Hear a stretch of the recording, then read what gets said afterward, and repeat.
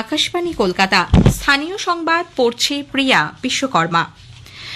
নদিয়ার কালীগঞ্জ সহ 4 রাজ্যের 5টি বিধানসভা আসনে উপনির্বাচনে ভোট গণনা চলছে। কালীগঞ্জ আসনে 12 রাউন্ড গণনা শেষে তৃণমূল কংগ্রেস প্রার্থী আলিফা আহমেদ 31,000-এর কিছু বেশি ভোটে এগিয়ে রয়েছেন। তিনি পেয়েছেন 56,566টি ভোট। দ্বিতীয় স্থানে রয়েছেন বিজেপির প্রার্থী আশিস ঘোষ। তিনি পেয়েছেন 25,412টি ভোট।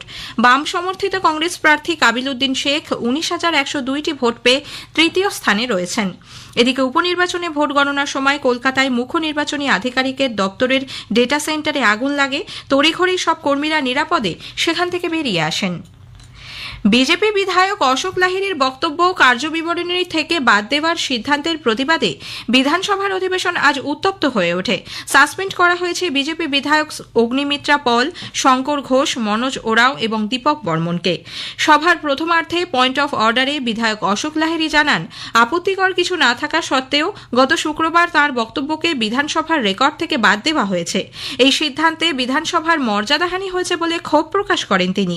এরপরই শাসক দলের সদস্যদের সঙ্গে বিজেপি পরিষদীয় দলের সদস্যদের মতবিরোধ শুরু হয়। বিজেপি বিধায়করা কাগজ ছিঁড়ে ওয়েলে নেমে বিক্ষোভ দেখান। মার্শালদের সঙ্গে হাতাহাতিতে জড়িয়ে পড়েন তারা।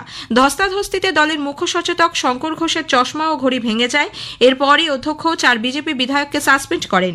অধিবেশন কক্ষ থেকে বেরিয়ে বিজেপি পরিষদীয় দল বিধানসভা চত্বরে অবস্থান বিক্ষোভ শুরু করে। সেখানেও নিরাপত্তা রক্ষীদের সঙ্গে তাদের হাতাহাতি হয় বলে জানা গেছে।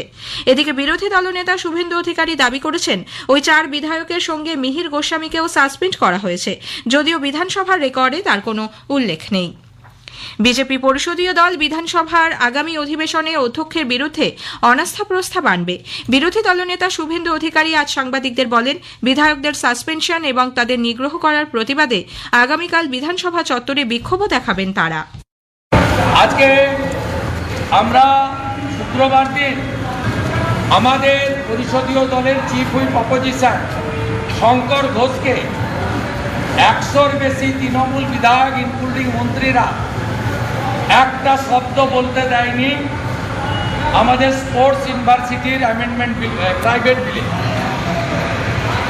আজকে বিধানসভাতে অবৈধভাবে question answer, mention, calling attention সব বাদ দিয়ে দেওয়া হয়েছে।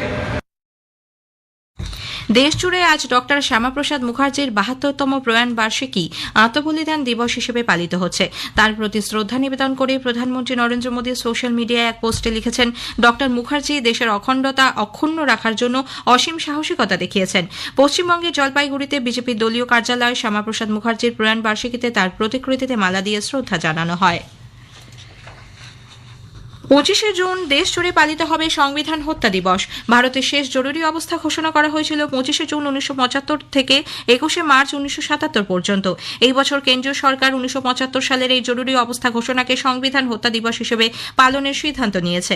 এই প্রসঙ্গে ইন্ডিয়ান ইনস্টিটিউট অফ ম্যানেজমেন্ট কোড়িকোড়ের অবসরপ্রাপ্ত অধ্যাপক কৌশিক গঙ্গোপাধ্যায় এই প্রসঙ্গে বলেন, এমার্জেন্সির ফলে এইভাবে যে কাজ করার যে প্রক্রিয়া হয়েছিল এবং সেটাকে মানুষ যে মেনে নেননি, সেইটাই দেখায় যে ভারতের সংস্কৃতিতে বহুত্ববাদের গুরুত্ব কতটা। এবং এটাই দেখতে পেয়েছিলাম আমরা এমার্জেন্সিতে, যখন সাধারণ মানুষ তাদের জীবন দেখার যে দৃষ্টিভঙ্গি বা জীবন দার্শনিকতা বোধ থেকে তারা বুঝতে পেরেছিল এই ব্যবস্থা ভারতের সংস্কৃতির সঙ্গে খাপ খায় না। সেবা, সুশাসন ও গরিব কল্যাণের লক্ষ্যে ভারত গত 1 দশকে রূপান্তর প্রত্যক্ষ করেছে। গত 11 বছরে ভারত সরকার শাসন প্রণালীতে একাধিক পরিবর্তন এনেছে। পরিকাঠামোগত উন্নয়ন, অর্থনৈতিক ক্ষমতায়ন এবং শিক্ষার মাধ্যমে বিগত দশকে সরকার সংখ্যালঘু নাগরিকদের কল্যাণে মনোনিবেশ করেছে। প্রধানমন্ত্রী জনবিকাশ কর্মসূচির মাধ্যমে 18,400 কোটি টাকার প্রকল্পকে অনুমোদন করা হয়েছে। National minorities development and finance corporation 1,74,000 সুবিধাভোগীদের 752 কোটি টাকা প্রদান করেছে। হজযাত্রীদের জন্য চালু করা হয়েছে হজ সুবিধা অ্যাপ। ওয়াকফ সংশোধনী আইন 2025 আনা হয়েছে। চালু করা হয়েছে উম্মিদ পোর্টাল। এছাড়াও Buddhist development plan, Jiyo, Parsi এবং অন্য প্রকল্পের মাধ্যমে সংখ্যালঘুদের সাংস্কৃতিক উন্নয়নে তৎপর হয়েছে সরকার। বিজেপি বিধায়ক অশোক লাহিড়ীর বক্তব্য বিধানসভার রেকর্ড থেকে বাদ দেওয়ার প্রতিবাদে উত্তপ্ত অধিবেশন। সাসপেন্ড হয়েছেন বিজেপির 5 বিধায়ক। 4 রাজ্যের 5 বিধানসভা কেন্দ্রের উপনির্বাচনে ভোট গণনা চলেছে। নদিয়ার কালীগঞ্জ বিধানসভা কেন্দ্রে এগিয়ে আছেন তৃণমূল কংগ্রেস প্রার্থী আলিফা আহমেদ। ইরান ও ইসরায়েলের মধ্যে সংঘর্ষ অব্যাহত। ইরানের পরমাণু কেন্দ্রে আমেরিকার হামলা এবং সে দেশের হরমুজ প্রণালী বন্ধের সিদ্ধান্তের পরই আন্তর্জাতিক বাজারে তেলের দাম বেড়েছে। ভূরাজনৈতিক উত্তেজনার আবহে শেয়ার বাজারে আজ নিম্নগতি। দেশজুড়ে আজ ডক্টর শ্যামাপ্রসাদ মুখার্জির ৭২তম প্রয়াণ বার্ষিকী আত্মবলিদান দিবস হিসেবে পালিত হচ্ছে। আসছে বিস্তারিত খবরে। বিজেপি বিধায়ক অশোক লাহিড়ীর বক্তব্যকে বিধানসভার রেকর্ড থেকে বাদ দেওয়ার ঘটনাকে কেন্দ্র করে আজ উত্তপ্ত হয়ে ওঠে অধিবেশন। সাসপেন্ড করা হয়েছে বিজেপি বিধায়ক অগ্নিমিত্রা পাল, শঙ্কর ঘোষ, মনোজ রাও, দীপক বর্মন এবং মিহির গোস্বামীকে। উল্লেখ্য, গত শুক্রবার অশোক লাহিড়ীর বক্তব্যকে বিধানসভার কার্যবিবরণী থেকে বাদ দেওয়ার সিদ্ধান্তকে ঘিরে শুরু হয় বিক্ষোভ। পয়েন্ট অফ অর্ডারে বিধায়ক অশোক লাহিড়ী জানান, তার বক্তব্যে আপত্তিকর কিছু নেই।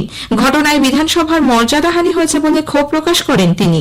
শাসক দলের সদস্যদের সঙ্গে বিজেপি পরিষদীয় দলের সদস্যদের মতবিরোধ শুরু হয়।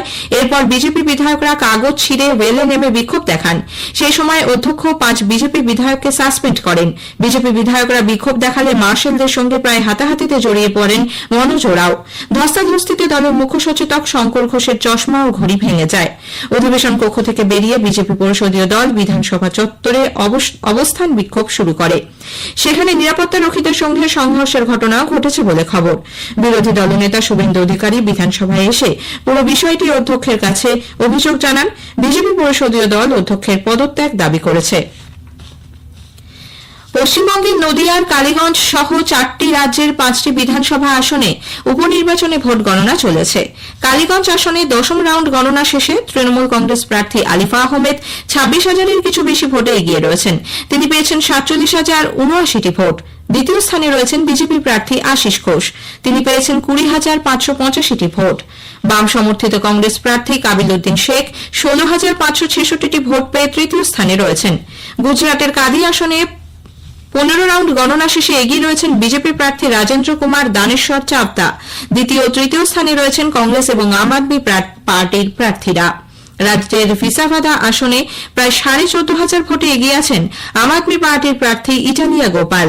দ্বিতীয় ও তৃতীয় স্থানে রয়েছেন বিজেপি এবং কংগ্রেস প্রার্থীরা। কেরালার নিরাম্বুর আসনে কংগ্রেস প্রার্থী আরিয়াদান শৌকত এগিয়ে রয়েছেন, তারপরেই রয়েছেন সিপিআইএম প্রার্থী। পাঞ্জাবের লুধিয়ানা পশ্চিম কেন্দ্রের উপনির্বাচনে এগিয়ে রয়েছেন আম আদমি পার্টির প্রার্থী সঞ্জীব আরোরা।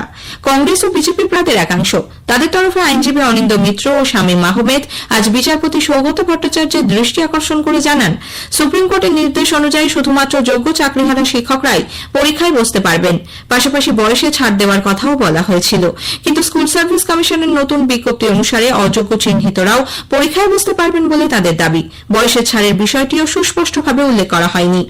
১৪ জুলাই আবেদন গ্রহণের শেষ দিন, তাই জরুরি ভিত্তিতে মামলার শুনানির আবেদন জানিয়েছেন তারা। আগামী ১ জুলাই মামলার শুনানি। কলকাতা হাইকোর্টের ওবিসি সংরক্ষণ সংক্রান্ত নির্দেশ অমান্য করে রাজ্যের কলেজগুলিতে ভর্তির পোর্টালে ওবিসি এ ও ওবিসি বি উল্লেখ করা হয়েছে বলে আজ ফের আদালতের দৃষ্টি আকর্ষণ করেছেন আইনজীবীরা।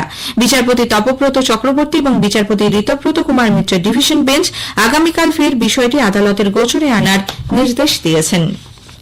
আরজি করে ধর্ষণ ও খুনের ঘটনায় নিহত তরুণী ডাক্তারের বাবা মা ঘটনাস্থল পরিদর্শনের অনুমতি চেয়ে কলকাতা হাইকোর্টের দ্বারস্থ হয়েছেন। তাদের আবেদন, তারা একবার ঘটনাস্থল সরেজমিনে দেখতে চান। বিচারপতি তীর্থঙ্কর ঘোষের বেঞ্চে আগামী বৃহস্পতিবার এই মামলার শুনানি। ইরান ও ইসরায়েলের মধ্যে সংঘর্ষ এখনো অব্যাহত। দুপক্ষই একে অপরকে লক্ষ্য করে ক্ষেপণাস্ত্র হামলা চালাচ্ছে। ইসরায়েলকে উপযুক্ত শাস্তি দেওয়া হবে বলে ইরানের সর্বোচ্চ নেতা আয়াতুল্লাহ খামেনেই পুনরায় ব্যক্ত করেছেন। ইরানের উপর ইসরায়েল এবং মার্কিন যুক্তরাষ্ট্রের যৌথ আক্রমণের পর আয়াতুল্লাহ খামেনেই এই প্রথম বিবৃতি দিলেন। এক সংবাদ মিডিয়া পোস্টে তিনি বলেন, ইসরায়েল বড় ধরনের ভুল পদক্ষেপ গ্রহণ করেছে। এর প্রত্যুত্তর কখন, কিভাবে এবং কি আকারে দেওয়া হবে সে বিষয়ে ইরানের সেনা কর্তৃপক্ষ সিদ্ধান্ত নেবে।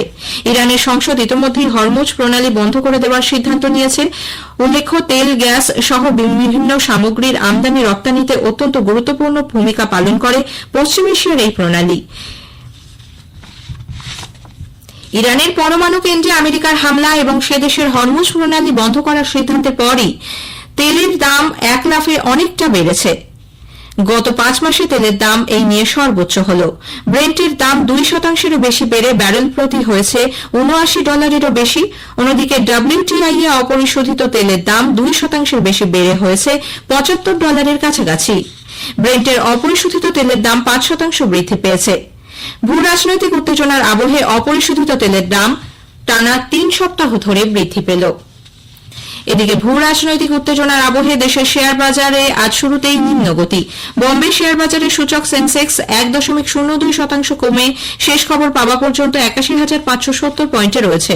অন্যদিকে জাতীয় শেয়ার সূচক নিফটি 1.02% কমে 24,855-তে নেমেছে। রাষ্ট্রসংঘের মহাসচিব আন্তোনিও গুতেরেস নিউ ইয়র্কের সদর দপ্তরে নিরাপত্তা পরিষদের জরুরি অধিবেশনে শান্তির জন্য আহ্বান জানিয়েছেন। ইরানের পরমাণু গবেষণা কেন্দ্রের ওপর মার্কিন সেনার বিমান হামলার পর উদ্ভূত পরিস্থিতিতে উত্তেজনা প্রশমনের জরুরি ভিত্তিতে এই অধিবেশন ডাকা হয়। ওই অঞ্চলে প্রত্যাঘাতের বিপদ এড়াতে এবং এই সংঘাত যাতে আরও না বাড়ে তার আবেদন জানিয়ে গুতেরেস বলেছেন, শান্তির পথ থেকে কখনোই সরে আসা উচিত নয়। প্রধানমন্ত্রী নরেন্দ্র মোদী এই মাসের 29 তারিখ আকাশবাণীতে মন কি বাত অনুষ্ঠানে তাঁর চিন্তাভাবনা দেশ বিদেশের মানুষের সঙ্গে ভাগ করে নেবেন। এটি হবে মন কি বাতের 123তম পর্ব। বেলা 11টা থেকে আকাশবাণী এবং দূরদর্শনের সবকটি চ্যানেল ও Akashvani news on AIR website, mobile app, প্রধানমন্ত্রী দপ্তর ও তথ্য সম্প্রচার মন্ত্রকের ওয়েবসাইট ও ইউটিউব চ্যানেলেও মন কি বাত সম্প্রচারিত হবে। হিন্দিতে এই অনুষ্ঠান সম্প্রচারিত হওয়ার পরেই আঞ্চলিক ভাষায় এর তর্জমা শোনা যাবে। খবর শুনছেন আকাশবাণী কলকাতা কেন্দ্র থেকে। আমাদের সংবাদ শোনা যাচ্ছে ইউটিউব চ্যানেল আকাশবাণী সংবাদ বাংলা, ফেসবুক ও ইনস্টাগ্রাম আকাশবাণী সংবাদ কলকাতা এবং এক্স হ্যান্ডেল এআইআর নিউজ কলকাতাতে। দেশজুড়ে আজ ডক্টর শ্যামাপ্রসাদ মুখার্জির 72তম প্রয়াণ বার্ষিকী আত্মবলিদান দিবস হিসেবে পালিত হচ্ছে। তার প্রতি শ্রদ্ধা নিবেদন করে প্রধানমন্ত্রী নরেন্দ্র মোদী সোশ্যাল মিডিয়ায় এক পোস্টে লিখেছেন, ডক্টর মুখার্জি দেশের অখণ্ডতা অক্ষুণ্ণ রাখার জন্য অসীম সাহসিকতা দেখিয়েছেন। দেশ গঠনে তার অবদান চিরস্মরণীয় হয়ে থাকবে। নতুন দিল্লিতে বিজেপির সদর দপ্তরে ডক্টর মুখার্জির আত্মবলিদান দিবসে শ্রদ্ধা জ্ঞাপন করেছেন বিজেপির সর্বভারতীয় সভাপতি জেপি নাড্ডা। শ্রী নাড্ডা বলেন, স্বাধীনতা সংগ্রামী এবং সমাজ সংস্কারক ডক্টর মুখার্জি জম্মু কাশ্মীরকে বিশেষ মর্যাদা প্রদানের বিরোধী ছিলেন। তার মৃত্যুবার্ষিকী উপলক্ষে বিজেপি দেশ জুড়ে একাধিক কর্মসূচি নিয়েছে। मोदी जी के नेतृत्व में और उनकी इच्छा शक्ति के कारण, हमारे गृह मंत्री जी की रणनीति के कारण धारा 370 धाराशाही हुई। आज श्यामा प्रसाद मुखर्जी जी को सच्ची श्रद्धांजलि यही है कि हम सब लोग एक देश में, एक निशान नीचे और एक विधान में आज काम कर रहे हैं। পশ্চিমবঙ্গের জলপাইগুড়িতে বিজেপির দলীয় কার্যালয়ে শ্যামাপ্রসাদ মুখার্জির প্রয়াণ বার্ষিকীতে তাঁর প্রতিকৃতিতে মালা দিয়ে শ্রদ্ধা জানানো হয়। মালদা শহরের ফোয়ারা মোড়ে তাঁর প্রতিকৃতিতে মাল্যার্পণ করে শ্রদ্ধা জানান উত্তর মালদার সাংসদ খগেন মুর্মু সহ বিজেপি নেতৃত্ব। আজ 23শে জুন আন্তর্জাতিক জনসেবা দিবস। 2002 সালের 20শে ডিসেম্বর রাষ্ট্রসংঘের সাধারণ সভা 23শে জুনকে জনসেবা দিবস হিসেবে ঘোষণা করে। উজবেকিস্তানের সামারখান্দে আজ 3 দিনব্যাপী জনসেবা ফোরামের বৈঠক শুরু হয়েছে। এবছরের মূল ভাবনা হল 2030-এর লক্ষ্যে 5 বছর সুস্থায়ী ভবিষ্যতের জন্য জনসেবা প্রদানের পদ্ধতিকে আরও ত্বরান্বিত করা। রাজ্যপাল ড সিভি আনন্দ বোস আন্তর্জাতিক জনসেবা দিবস উপলক্ষে সরকারি কর্মচারীদের আন্তরিক শুভেচ্ছা ও অভিনন্দন জ্ঞাপন করেছেন, যারা সততা, নিষ্ঠা এবং দায়বদ্ধতার সঙ্গে নিজেদের দায়িত্ব পালনে অঙ্গীকারবদ্ধ হয়ে বৃহত্তর কল্যাণের জন্য কাজ করে চলেছেন। থাইল্যান্ডে এশিয়ান প্যারা ব্যাডমিন্টন চ্যাম্পিয়নশিপ 2025-এ ভারত 4টি সোনা, 10টি রূপো, 13টি ব্রোঞ্জ সহ 27টি পদক জিতে এ পর্যন্ত সেরা ফলাফল করেছে। পদকজয়ীদের মধ্যে রয়েছেন প্যারিস প্যারালিম্পিক্সে সোনাজয়ী নীতিশ কুমার, রূপজয়ী তুলসীমিত মুরুগেসন। শেষ করার আগে খবরের বিশেষ কিছু অংশ আরও একবার। বিজেপি বিধায়ক অশোক লাহিড়ীর বক্তব্যের বিধানসভার রেকর্ড থেকে বাদ দেবার প্রতিবাদে উত্তপ্ত অধিবেশন। সাসপেন্ড হয়েছেন বিজেপির 5 বিধায়ক। 4 রাজ্যের 5 বিধানসভা কেন্দ্রের উপনির্বাচনে ভোট গণনা চলেছে। নদিয়ার কালীগঞ্জ বিধানসভা কেন্দ্রে এগিয়ে আছেন তৃণমূল কংগ্রেস প্রার্থী আরিফ আহমেদ। খবর শেষ।